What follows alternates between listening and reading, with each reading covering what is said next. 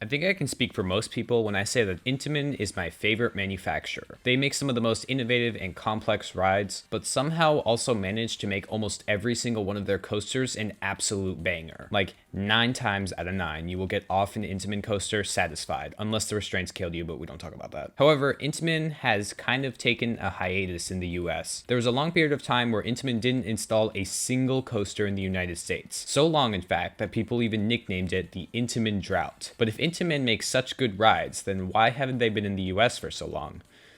Well, they're really expensive. They have terrible restraints. Maverick needed to remove its Heartline roll. I-305 needed to reprofile its turn. Volcano was a maintenance nightmare. Superman the Ride had an accident. Superman Ride of Steel had an accident. Shoot the Shoots Rapids had an accident. Dragster and King to Cause still spend more time down than open. They're unreliable. Skyrush was too intense. Their estimated capacity is never right. They're high maintenance. You get what I mean. While we as enthusiasts love Intamin, parks do not love working with them. It's just too risky, and the parks don't really care about us enthusiasts. But recently we've been seeing a resurgence. Intamin is starting to show up again in US parks here and there. This could probably be attributed to the new switch track technology being very versatile and their new layouts just looking so good. But like I said, for some reason we've started to see more Intamins at parks again. It all started with Nickelodeon Universe and Timmy's Halfpipe Havoc and Sandy's Blasting Bronco, both of which weren't open when I went there. One of these is a very complicated ride and one of these is a pretty cookie cutter clone. But then we saw Hagrid's Magical... Okay, yeah, I'm done saying that. Then we saw Hagrid's open up in the middle of 2019 with rave reviews.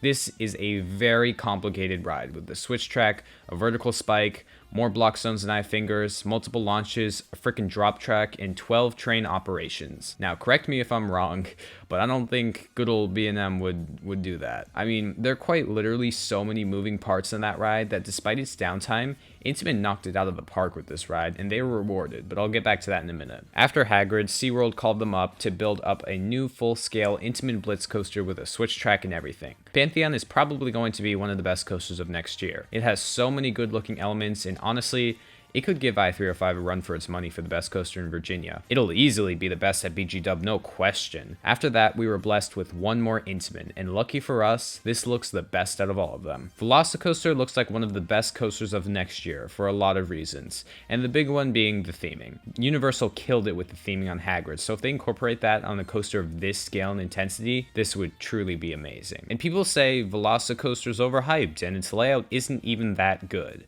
But no, it's really good. If you give me a wish list of everything I want to see in an Intamin coaster, like 99% of them would be here. S-Bends? Check. Maverick Heartline Roll? Check. Outer Banked Airtime? Check. Rapid Transitions? Check. One of those super long 0G stalls? Check. It's all here. The only thing that's missing is good pacing, but that's for another video. And if that weren't enough, we might see another Intamin at another Universal park. You see that right here for the concept art of Epic Universe? This looks very similar to an Intamin Hot Racer. Can you imagine if we got an Intamin Hot Racer at a Universal park with all of that theming? I would love to see what that would look like. But that's all fine and dandy, but what about the future? I obviously want to see more of these rides in America. So, do I think we'll see more Intamins in America?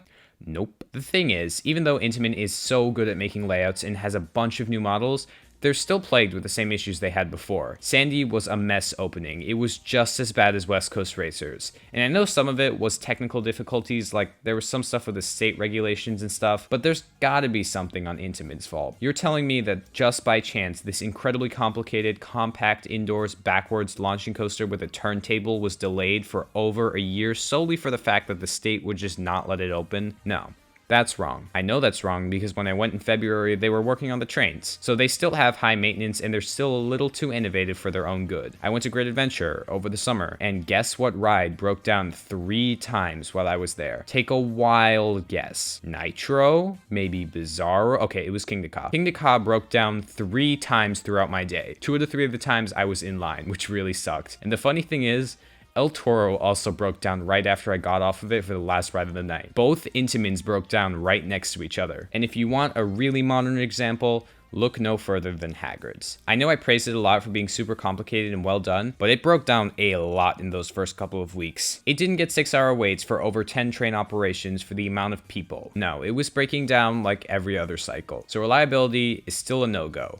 But what about price? No. How about restraints? Well, actually, this is kind of hard to get a read on. Intamin has been using this weird over-the-shoulder lap bar thing that looks a lot like mock lap bars, which I mean, I guess are fine, but I still don't think they're great restraints like the B&M clamshells or the holy Intamin T-bar. So I guess it's a half improvement, but that's also the thing that parks care least about. All in all, I'm just trying to say that Intamin hasn't really changed their ways that much. They've certainly got a little better, but it's just something about those dang American projects that just don't work. Intamin hasn't changed enough for those companies to give them another chance. Cedar Fair and Intamin's relationship is damaged so far beyond repair that I don't think they'll ever buy another anything from Intamin. In fact, they might start taking out Intamins like they're doing with old Aero coasters. The two biggest examples of Intamin coasters gone wrong are at two premier Cedar Fair parks, so I think they're done with them. So sorry guys, we will not be getting that rumored Intamin Strata coaster for Michigan's Adventure. Instead, they've announced they will be getting a bucket of paint. Six Flags also isn't going to work with Intamin because Intamin is just too expensive. And this could also be for SeaWorld, as they probably won't be doing the whole let's buy 5 huge coasters in 1 year mentality like they did before the pandemic. And speaking of the pandemic, Intamin's super expensive. So after the pandemic, parks might not want to dish out that much money on one investment, big chains included. The only chance Intamin has to stay relevant in North America is with big independent parks like Hershey or maybe the Hershey Park chain.